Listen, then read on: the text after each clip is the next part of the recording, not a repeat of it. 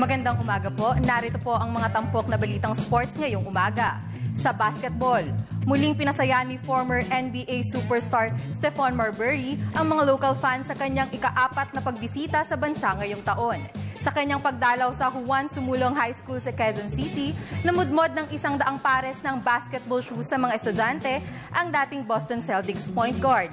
Kasunod nito, nagbigay rin ng sariling pananaw si Marbury sa preseason showdown ng Indiana Pacers at Houston Rockets sa MOA Arena sa Pasay City sa darating na Huwebes. Ito ang tinutukan ni Keisha Halili at narito ang kanyang report. Bagamat nagretiro na sa paglalaro sa hindi pa rin naikubli ni former Boston Celtics point guard Stephon Marbury ang kanyang excitement sa paparating na preseason game ng Indiana Pacers at Houston Rockets sa MOA Arena sa Oktubre 10. Sa isang charity event sa Juan Sumulong High School sa Quezon City, nagpahayag ng katuwaan si Marbury sa pagkalat ng impluwensya ng NBA sa iba't ibang panig ng mundo, partikular na dito sa Pilipinas na isang basketball-loving nation. I'm excited. I'm definitely excited for basketball going global and it being played all over. I'm still a fan. I can watch local kids playing, pro players playing, college players. It doesn't really matter. I just love basketball. I like to see good basketball. So it would be good to see the game continue in the continuance of expanding all over the globe. Samantala, nagpamudmud naman si Marbury sa mga estudyante ng Juan Sumulong High School ng 100 pares ng basketball shoes na siya mismo ang nagdisenyo. Bagay na ikinatuwa naman ni Quezon City 3rd District Councilor Franz Pumare. They made my heart feel warm. It makes me feel good, but more importantly, they recognize that someone is doing something for them. It's not even about basketball. This is bigger than basketball. It's going to be a great impact on the kids because, let's face it, students studying here in this Juan Sumulong High School, they don't luxury to buy yung mga type of shoes na ganyan eh. And with the quality and the design of the shoes, talagang you'll be proud of wearing it eh. Isa pong karangalan pong bigyan sa Paris po kasi po ito yung maging simula ng pagiging magaling namin sa paglalaro ng basketball. Araw-arawin ko pong gamitin ito.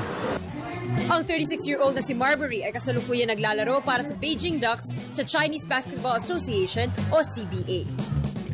Para sa Good Morning Boss, Keisha Halili, PTV Sports. Sa amateur basketball, determinado ang Blackwater Sports na pagharian ng season opening PBA D-League Aspirants Cup. Ito'y kasunod ng kanilang title conquest sa nakalipas na Foundation Cup, kung saan tinalo nila sa finals ang perennial champion NLEX Road Warriors. Para sa detalye, narito ang report ni Dennis Principe. Puspusan ang paghahanda ng Blackwater Sports para sa kanila na umukit ng first ever back-to-back championship sa PBA D-League. Ilang bagong mukha ay ibabanderan ng Giselle Del C franchise, partikular na sina big man Andrew Avillanosa at point guard Jericho Cruz. Magugunitan nagkaroon ng masakit na hiwalayan ng Blackwater Sports at si Chris Banchero matapos nahugutin ng Boracay Ram ang Phil-Italian point guard bilang top overall pick sa nakalipas na rookie draft. Pero sa angking gilas ni Cruz, tiwalang si team manager Johnson Martinez na may pantapat sila kay Banchero. Drop namin si Andrew, one of the Phil-Am. Maganda rin ang height niya na magbibigay sa amin ng lakas sa loob. Tapos ang maganda dito si Jericho Cruz. Yung second pick namin galing Adamson. All-around player to, it can match up with style of Chris Banchero. So, magandang bagay rin yung ma-added ang mga point guard namin, sentro namin, nadagdagan din. Sa presensya ng mga holdovers sa sina Pari Llagas, Justin Chua, Eric Sugitan, Gio Siria Cruz, Paulo Ke, at addition na si Avillanosa, walang duda na ang Blackwater Sports ang isa sa may pinakamataas na ceiling sa bubuksang PBA D-League Aspirants Cup sa October 24. So far, right now, lahat ng team, hindi mo pwedeng sabihin na mahina, lahat halos malakas eh. Especially yung mga may school base, may mga pwede silang gamitin mga foreigner. So, this time around ng D-League, halos lahat malakas. Walang isang dominante na. Depensa at detalyadong inside scoring ang ilan lamang sa mga pinapolish ni Coach Saak nang aming bisitahin ang ensayo ng Blackwater Sports sa SGS Gym sa Quezon City.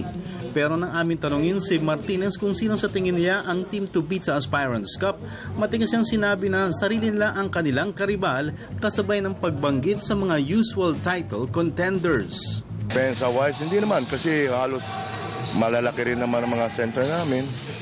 Meron kaming 6'6", 6'8". Tapos si Liagas, nandiyan pa rin sa amin. So maganda pa rin yung ano namin. Ang Blackwater Sports ay may pinagmamalaking championship pedigree dahil hawak sila ng Ever Bilena Company na nasa likod ng PBL champion teams ng Shark Energy at Blue Detergent. Para sa Good Morning Boss, Dennis Principe, PTV Sports. At yan po ang mga tampok na balitang sports ngayong umaga.